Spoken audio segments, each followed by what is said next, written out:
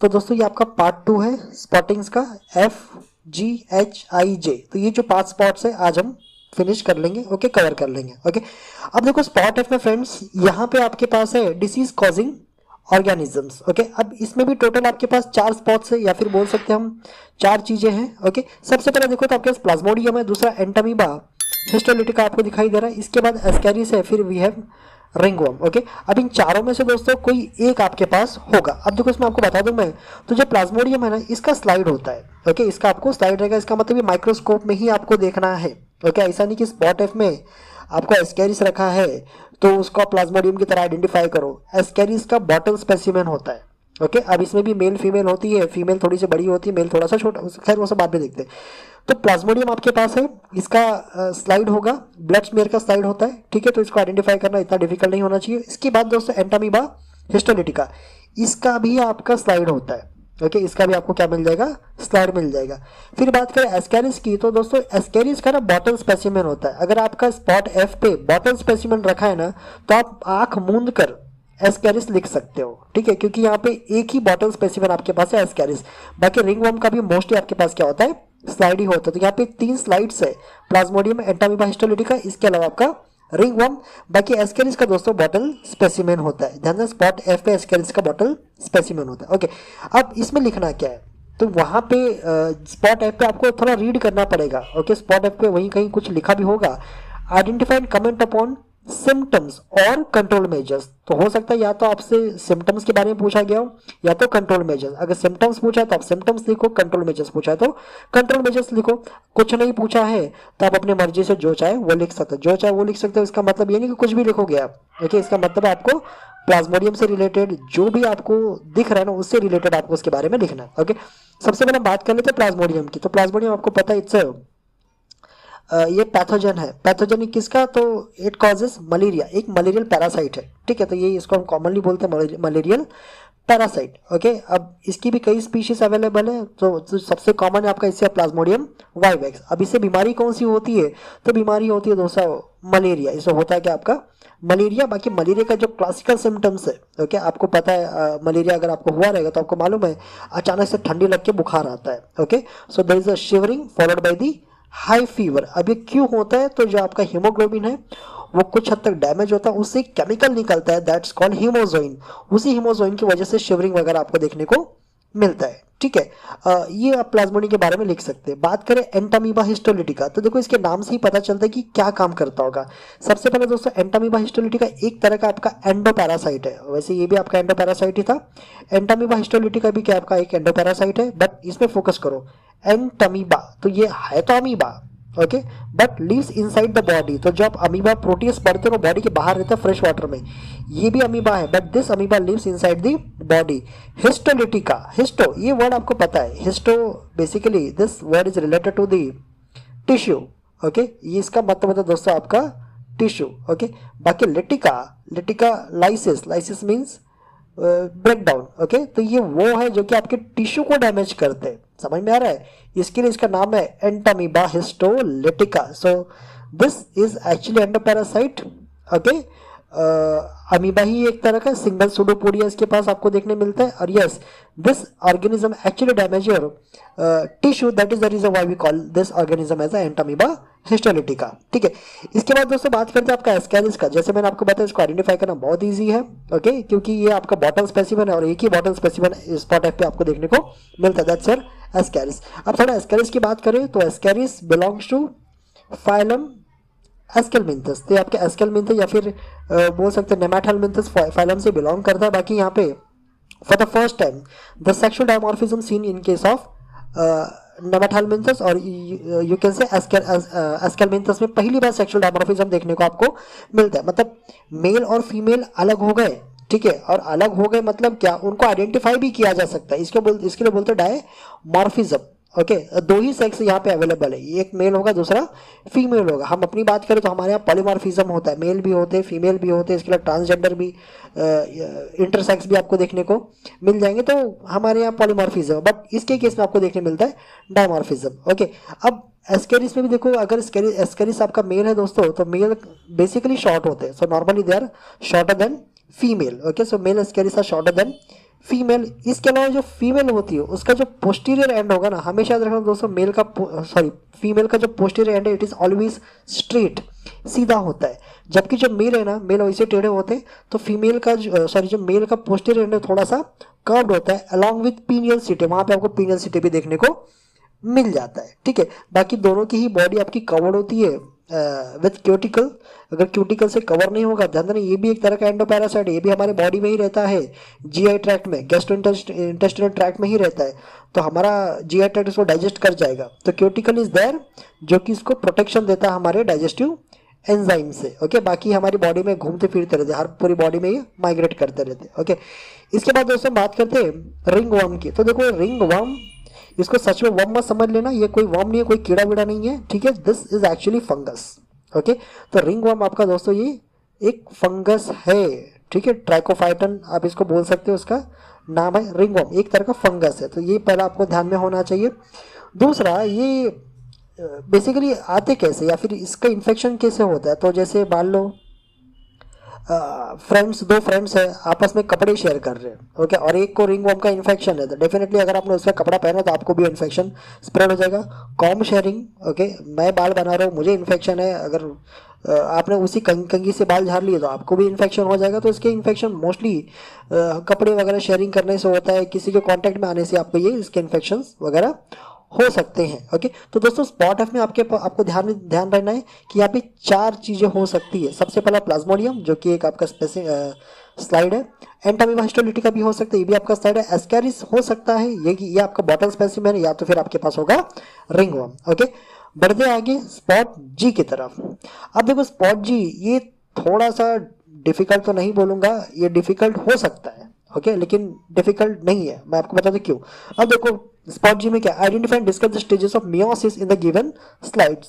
अब आप समझो मियोसिस की बात हो रही है, माइटोसिस की बात नहीं हो रही, बात हो रही है मियोसिस की।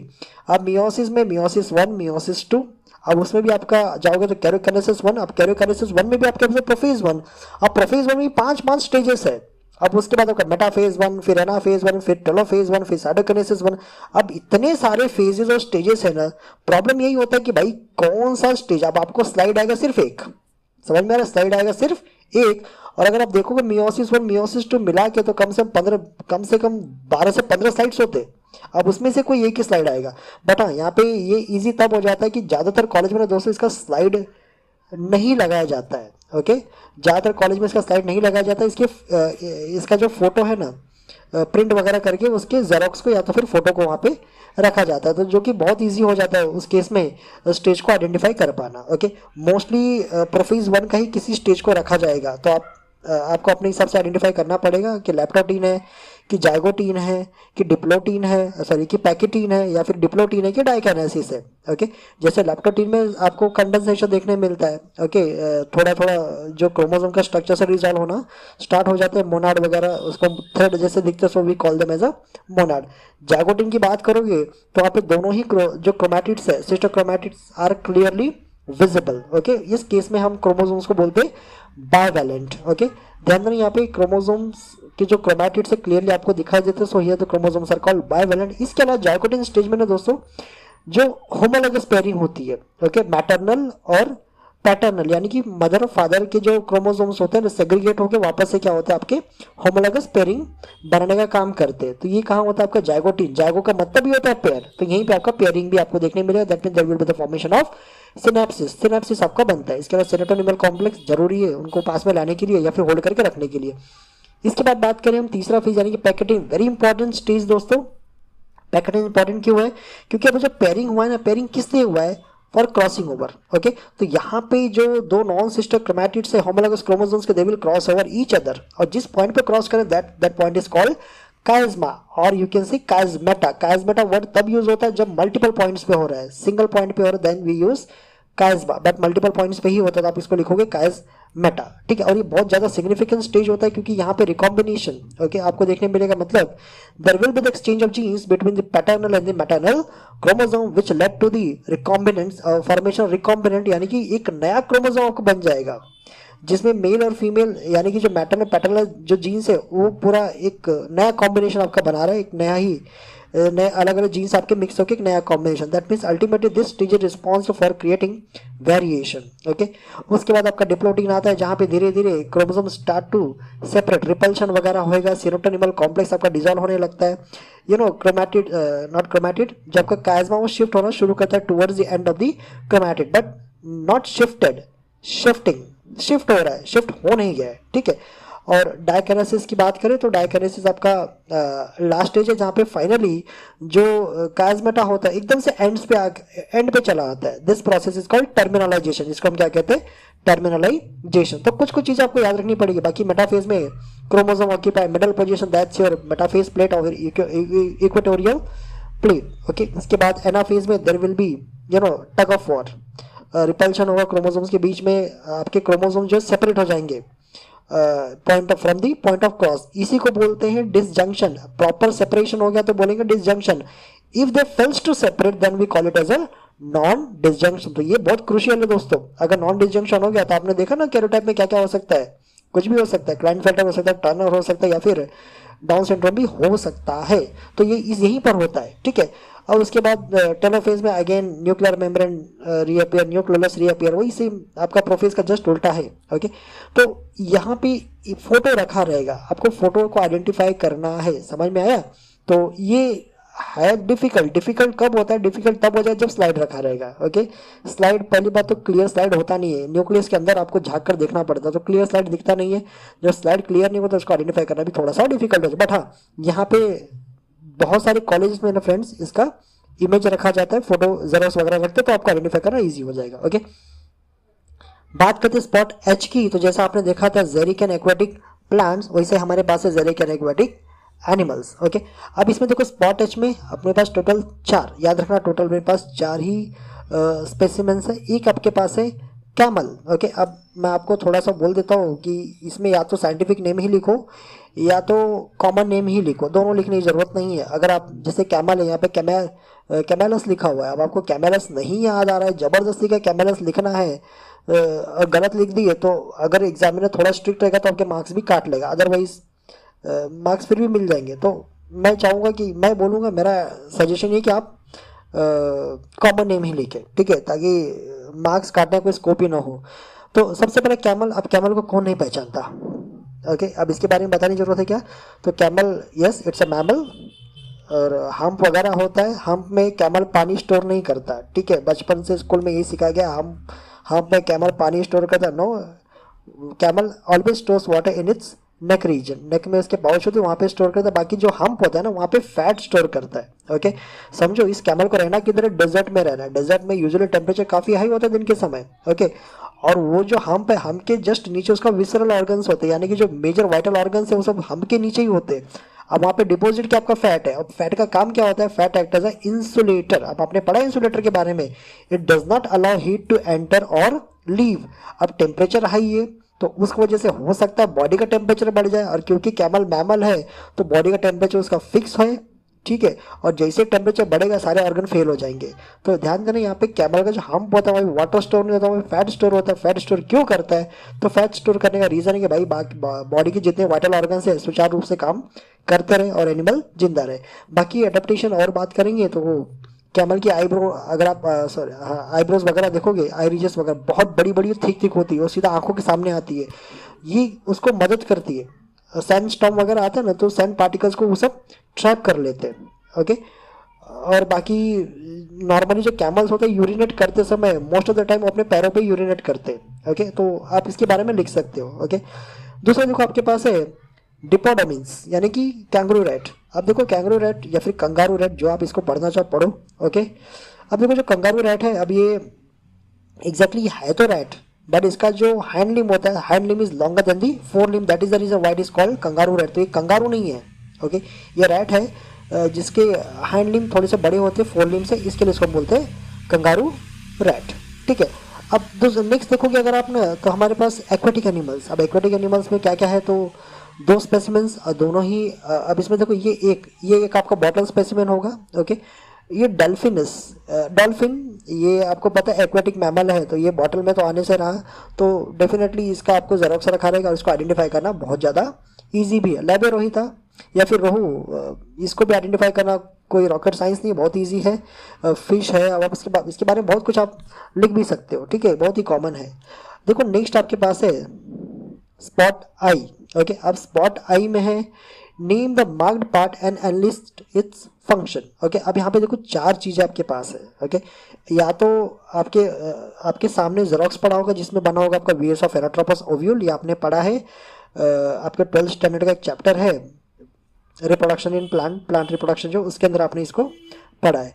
Human I, again control and coordination में आपने पढ़ा है। Human ear, human brain. अब देखो इसमें रहेगा क्या, जैसे मान लो आपको दिया एनाट्रोपस ओव्यूल, अब आपको पूरा एनाट्रोपस ओव्यूल के बारे में नहीं लिखना है, एक पर्टिकुलर पॉइंट, एक पर्टिकुलर पार्ट पे क्या किया जाएगा, पॉइंट किया जाएगा। जैसे मान लो यहाँ पे मैं ड्रॉ करता हूँ आपका वीएस ऑफ एनाट्रोपस ओव्यूल का स्ट्रक्चर ड्रॉ करने की कोशिश करता हूँ, अगर ड्रॉ हो गया तो बहुत अच्छी बात है। ओके, तो कुछ इस तरह से देखो आपको वीएस ऑफ एनाट्रोपस ओव्यूल दिखता है, ठीक है। अब इसके अंदर ये आपका हो गया एम्ब्रियो सैक, बाकी समझ लीजिए ये है आपका न्यूसेलस, ये आपका एम्ब्रियो सैक है। एम्ब्रियो सैक के अंदर भी आपको मालूम है ऊपर की तरफ आपके एंटीपोडल्स मिल जाएंगे, नीचे की तरफ आपका एग एपरेटस होता है, सेंटर में here there is a presence of what secondary nucleus, और you can say the polar nuclei. बाकी ये इसका माइक्रोपाइल हो गया। अब इसमें होगा क्या ना दोस्तों, सिर्फ एक कोई भी एक पार्ट पे ना पॉइंट किया रहेगा। जैसे मान लो यहाँ पे आपको पॉइंट किया इस पर्टिकुलर पार्ट पे, ठीक है। अब now you have to identify this part, अब आप इसको आइडेंटिफाई करोगे, आप इसको आइडेंटिफाई कर एज माइक्रोपाइल, कि भाई इसको ये है आपका माइक्रोपाइल, तो आइडेंटिफिकेशन पे आपको हाफ मार्क मिल गया। इसके बाद आपको माइक्रोपाइल का फंक्शन बता देना है। सो माइक्रोपाइल का फंक्शन आपको पता है, this is the point from where the pollen tube enters into the ovule, यहीं से क्या, so this is basically the mouth of the ovule. Okay, यहीं से आपका जो पोलन ट्यूब एंटर करता है, ठीक है। तो ज़्यादातर टाइम आपको वीएस ऑफ एनाट्रोपस ओव्यूल ही रखा रहता है, बट कभी कभी ह्यूमन आइज भी आपको मिलेगा। अब देखो ह्यूमन आई बहुत सारे कॉलेजेस में इसके मॉडल नहीं होते, ठीक है, नॉर्मली मॉडल ही रखा जाता है, आंखों का मॉडल रखा रहेगा और चौक से उस पर्टिकुलर पार्ट को ना हाईलाइट कर दिया जाएगा, या फिर किसी भी तरह से उसको हाईलाइट कर दिया जाएगा कि भाई आपको ये पार्ट आइडेंटिफाई करना है। हाँ, अगर मॉडल नहीं है, मॉडल नहीं है तो वहाँ पे क्या किया जा सकता है, अगेन सेम थिंग, जेरोक्स निकाला जाएगा, जेरोक्स आपके सामने रख दिया जाएगा और किसी पर्टिकुलर पार्ट को उसको मार्क कर दिया जाएगा, भाई इस पार्ट को आप आइडेंटिफाई करो। अब थोड़ा सा आइज के बारे में डिस्कशन कर लेते हैं। जैसे आइज में देखो तो 3 लेयर्स होती है। ओके, आपके पास क्लेरा है, आपके पास कोरोइड है, आपके पास रेटिना आपको देखने मिल जाएगा। अब इसमें भी लेंस भी होता है, लेंस जो कि आपका बाय कॉन्वेक्स लेंस आपको देखने मिलेगा। सीलियरी बॉडी होती है। ओके, और अब उसमें 2 चैम्बर्स भी होते हैं, विट्रियस चैम्बर हो गया आपका, एक आपका हो गया एक्वस ह्यूमरिक, नाम नहीं याद आ रहा है, तो उसमें 2 चैम्बर्स भी आपको देखने को मिल जाता है। इसके अलावा ब्लाइंड स्पॉट होता है। तो जो भी पार्ट आपको पॉइंट करा दोस्तों, उसी पार्ट को आपको क्या करना है, जस्ट आइडेंटिफाई करना है, उसका फंक्शन आपको बताना है, ठीक है। अब बात करते हैं ह्यूमन ईयर, तब कान को भी, अब देखो ये भी है, इसका भी ना मॉडल आता है, तो बहुत सारे कॉलेजेस में इसके मॉडल्स होंगे। ओके, तो कान का प्रॉपर एक मॉडल आता है जिसमें external ear, middle ear, internal ear, तीनों एक साथ रहता है। ओके, अब आपको उस किस पार्ट को हाईलाइट किया ना, आपको वहाँ पे फोकस करना है। ओके, जैसे एक्सटर्नल ईयर की बात करें तो यहाँ पे आपके पास ईयर लोब है, ईयर पिन है, ये हेलिक्स वगैरह होता है। ओके, इसके बाद अंदर जाओगे so we have auditory canal. Okay, या फिर इसको मिएटस भी हम कहते हैं। तो ऑडिटरी कैनाल का क्या फंक्शन है, वो आपका एक्सटर्नल ईयर का part. Then we have a ear drum, जहाँ पे ऑडिटरी कैनाल आपका खत्म होता है वहाँ से आपका ईयर ड्रम स्टार्ट होता है, ये आपका पूरा एक्सटर्नल ईयर का पार्ट हो गया। फिर मिडल ईयर में जाओगे so there is a air filled cavity, उस एयर फील्ड कैविटी में भी आपको 3 छोटी छोटी हड्डियां देखने मिल जाती है, malleus, incus and stapes. Okay, अब ये हड्डियों का जो बेसिक फंक्शन होता है बता दो, तो इनका मेन काम होता है एम्पलीफिकेशन ऑफ साउंड्स। तो ये जो बेसिकली 22 टाइम्स साउंड को एम्पलीफाई कर सकते हैं। उसके बाद और अंदर आप जाओगे तो आपका आ जाएगा इंटरनल ईयर, वहाँ पे भी अगर आप जाओगे तो आपको वेस्टिब्यूल मिल जाएगा, वहाँ पे सेमी सर्कुलर कैनाल आपको देखने को मिल जाता है। ओके, इसके अलावा कोक्लिया आपको देखने को मिलेगा। ओके, तो ये सब आपको अगर देखना है कि किस पार्ट को हाईलाइट किया है, जिस पार्ट को हाईलाइट किया आप सिर्फ उसी पार्ट को आइडेंटिफाई करो और उसी पार्ट के बारे में आपको बताना है, ठीक है। अब देखो नेक्स्ट आपके पास है ह्यूमन ब्रेन। अब ह्यूमन ब्रेन में बेसिकली दोस्तों आपको फंक्शनल एरिया ही या सेरेब्रम आपको मालूम है। सेरेब्रम में भी आपको पता है 4 पार्ट है, फ्रंटल, पैराइटल, टेम्पोरल, ऑक्सीपिटल। ये मोस्टली 4 पार्ट्स में से चारों में से किसी एक पार्ट को क्या करते हैं, लेबल कर दिया जाता है। और लेबल करने के बाद आपको उस पार्ट को आइडेंटिफाई करना है कि भैया वो कौन सा पार्ट है, ओके, और उसका फंक्शन क्या है। तो दोस्तों ये था आपका स्पॉट आई। यहाँ पे मॉडल रखा रहेगा, और जहाँ तक मुझे पता है ज़्यादातर कॉलेज में मैंने ये एनाटोमस ओव्यूल का ही जेरोक्स देखा है, तो ये रखते हैं। बाकी ये भी आ सकता है, इनका जेरोक्स निकालना कोई बड़ी बात तो है ही नहीं, तो ये भी आ सकता है, ठीक है।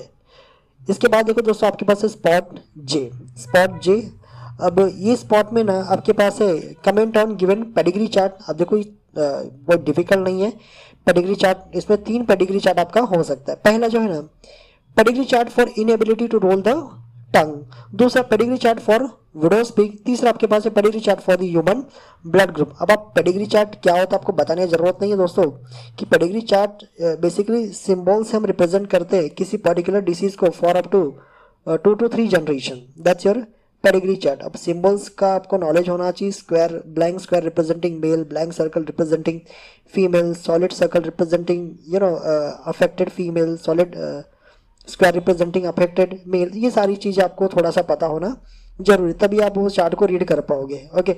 अब देखो इसमें जो पहले 2 है pedigree chart for any inability to roll the tongue, वही से pedigree chart for widow's peak, okay. अब थोड़ा सा यहाँ पे प्रॉब्लम्स हो सकता है आपको आइडेंटिफाई करने में, तो मैं एक ही चीज़ बोलूँगा कि चार्ट को थोड़ा ध्यान से देख के जाना। अगर कोई डिफरेंस दिखता है ना तो वो डिफरेंस याद रखो, ओके, वो डिफरेंस आपको याद रखना है। देखो pedigree chart for inability to roll the tongue अगर आपको आता है तो इसमें आप क्या लिख सकते हो। अब देखो जैसे टंग को मैं रोल कर रहा हूँ दिस वे, अभी आपने देखा मैंने टंग को रोल किया था, मतलब I am able to roll my tongue, मतलब मेरे पास वो जीन्स प्रेजेंट है जिस वजह से मैं टंग को रोल कर पाता हूँ। लेकिन हाँ ये भी है, सही बात है कि सभी लोग टंग रोल नहीं कर सकते, ओके, सभी लोग टंग रोल नहीं कर सकते, बट हाँ ज़्यादातर लोग इसको कर सकते हैं क्योंकि ये डोमिनेंट जीन आपका कंट्रोल करता है। यानी कि ये 2 कंडीशन में एक्सप्रेस हो सकता है, एक तो आपका होमोजाइगस, दूसरा आपका हेट्रोजाइगस, तो ये 2 कंडीशन में आपका एक्सप्रेस हो सकता है। बात करें दोस्तों pedigree chart for widow's pig. अब देखो विडोज पिग एग्जैक्टली है क्या। सो बेसिकली ये आपका हेयर लाइन होता है एक तरह का, जैसे presence of V shaped hair line on the forehead, जैसे ना आमिर खान का भांजा की भतीजा इमरान खान, उसको ध्यान से देखो तो यहाँ पे ऐसा पीक ऐसा वी बना हुआ दिखाई देता है उसके फोरहेड पे, ओके। तो वही जो वी शेप आपको दिखाई देता है ना, that's what your widows peak, okay. Again ये भी काफ़ी हद तक कॉमन है क्योंकि डोमिनेंट जीन इसको कंट्रोल करते हैं, ओके। यानी कि ये भी आपका 2 कंडीशंस में एक्सप्रेस हो सकता है, दैट मीन्स आइदर होमोजाइगस और हेट्रोजाइगस कंडीशन में आपका एक्सप्रेस हो सकता है। बात करें तीसरा pedigree chart for human blood group, अभी बताने की जरूरत नहीं है, ये बहुत ईजी है, सबसे ईजी इसी को आइडेंटिफाई करना है। क्यों? क्योंकि इस केस में ना दोस्तों आपको जैसे कोई भी ब्लड ग्रुप है तो उसमें अब ए बी लिखा हुआ रहेगा। जैसे मान लो यहाँ पे ए लिखा है, ठीक है, अब ए बी ओ मिल गया, आपको दिख गया उस पर्टिकुलर चार्ट में कहीं पे भी लिखा हुआ था, आप समझ लो कि पेडिग्री चार्ट किसका, आपके ह्यूमन ब्लड ग्रुप का है। तो इसको आइडेंटिफाई करना बहुत ज़्यादा ईजी है, ठीक है। बात करते हैं नेक्स्ट। अब इस तीनों में से कोई एक हो सकता है, अगर ये तीनों नहीं होंगे तो क्या होगा। तो देखो नेक्स्ट आपके पास identify the type of cell marked mention its features function. अब इसमें क्या होगा दोस्तों ना, अब हो सकता है आपके पास एक चार्ट रखा होगा, ओके, किसी एक पर्टिकुलर सेल को वो टारगेट कर दें या फिर भैया ये मार्क किया आपको इसको आइडेंटिफाई करना है, ठीक है। अब आप आइडेंटिफाई करो, जैसे उसमें एरिथ्रोसाइट भी आपका हो सकता है, अब आप समझ सकते हैं आरबीसी है, acidophil, basophil, neutrophil, lymphocyte, monocyte. ध्यान देना ये सब के सब आपके डब्ल्यूबीसी, ये सब के सब क्या आपके डब्ल्यूबीसी ही है, ठीक है। अब आपको इनको आइडेंटिफाई करना पड़ेगा कि भैया, अब देखो इनको आइडेंटिफाई करना सिंपल सा तरीका है, न्यूक्लियस पे फोकस करो, ठीक है। न्यूक्लियस को देखोगे तो आपको समझ में आ जाएगा। जैसे अब अगर हम बात करें मोनोसाइट की, ओके, तो मोनोसाइट सबसे बड़े सेल्स होते हैं, ओके, और ये कुछ हद तक किडनी शेप का आपको इसका न्यूक्लियस देखने मिल जाएगा। लिम्फोसाइट मतलब जितना बड़ा सेल होता है लगभग उतना ही बड़ा उसका न्यूक्लियस भी देखने मिलता है, ओके। तो यहाँ पे जैसा सेल रहेगा वैसा ही न्यूक्लियस मिलेगा, सर्कुलर शेप का आपको न्यूक्लियस मिल जाएगा। न्यूट्रोफिल्स की बात करें दोस्तों, तो न्यूट्रोफिल में जो न्यूक्लियस होता है it is multi lobed, okay. 3 से 5 लोब्स आपको दिखाई देते हैं। अगर 3 से 5 लोब्स आपको न्यूक्लियस में दिख रहे समझ लो आपका न्यूट्रोफिल है। बात करें बेसोफिल्स की, तो बेसोफिल्स में जो न्यूक्लियस होता है ना वो ट्विस्टेड होता है, ये होता तो सिंगल लोब्ड है, होता सिंगल लोब्ड है, बट ये ट्विस्टेड होता है, ऐसा कुछ इस तरह से नहीं, ट्विस्ट होता है उसके अंदर, दैट्स योर बेसोफिल्स। उसके बाद आपका पास है एसिडोफिल्स या फिर इसको हम इओसिनोफिल्स भी कह सकते हैं। ध्यान दें यहाँ पे जो न्यूक्लियस होता है दोस्तों वो बाइलोब्ड होता है। कैसा होता है आपका? बाइलोब्ड होता है। तो इसको आइडेंटिफाई करना ईजी है, आपको न्यूक्लियस पे आपको फोकस करना पड़ेगा। बात करें प्लेटलेट्स की, लास्ट वाला जो आपके पास है प्लेटलेट्स। अब देखो प्लेटलेट्स बेसिकली ब्लड क्लॉट में आपका मदद करता है। इसके जो सेल्स होते हैं, सेल्स आपको मिल जाएंगे बाय कॉन्वेक्स। याद रखना बाय कॉन्केविटी नहीं होती है। बाय कॉन्केविटी कहाँ एग्जिस्ट करती है? ये एग्जिस्ट करती है आपके एरिथ्रोसाइट में, ओके। जबकि प्लेटलेट्स में दोस्तों आपका बाय कॉन्वेक्स आपको इसका शेप देखने मिलेगा। बाकी ये बड़े एक मेगा कैरोसाइट नाम का एक सेल है, उससे उसी के ये फ्रेगमेंट्स आपको देखने मिल जाते हैं। और जैसा मैंने आपको बता दिया participate in the blood clotting mechanism, okay. इसके बाद देखो आपके पास comment on the given specimen of Drosophila with respect to eye colour and wing type, okay. अब ड्रोसोफिला आपको पता है it's a fruit fly, okay. अब फ्रूट फ्लाई का जो स्पेसिमेन आपको दिया उसमें क्लियरली मेंशन है कि आपको ये जो स्पेसिमेन उसको डिस्क्राइब करना है with respect to the eye colour और with respect to the wing type, okay. But mostly दोस्तों ये एग्जाम में नहीं आता है, इसको नहीं रखा जाता है क्योंकि यहाँ पर ही इतना भर भर के है, तो दूसरा रखने का स्कोप ही नहीं बचता है। अब उसमें मोस्टली मैं आपको बता दूँ तो पेडिग्री चार्ट ही आपको रखा जाएगा। अब रखा जाएगा मतलब श्योर नहीं बोल रहा हूँ मैं, रखा जाएगा। चांसेस है कि आपको ज़्यादातर टाइम पेडिग्री चार्ट्स ही आपको मिलेंगे, ओके। तो याद रखना पेडिग्री चार्ट यहाँ पे इंपॉर्टेंट है, बाकी इसको आप आइडेंटिफाई कर लोगे, ओके। तो दोस्तों स्पॉट जो आपका खत्म हो गया, यानी कि आपका सारा का सारा स्पॉटिंग भी खत्म हो गया। आई होप फ्रेंड आपको ये वीडियो अच्छे से समझ में आया होगा। सबसे पहला फ्रेंड इस वीडियो को लाइक करो, शेयर करो, सब्सक्राइब करो। और हाँ, अगर कुछ कमी रह गई है तो मुझे ज़रूर बोलो, मैं डेफिनेटली उसको इम्प्रूव करने की कोशिश करूँगा। तो दोस्तों आज की इस वीडियो में बस इतना ही। टिल देन जय हिंद और हाँ, all the best for your exam.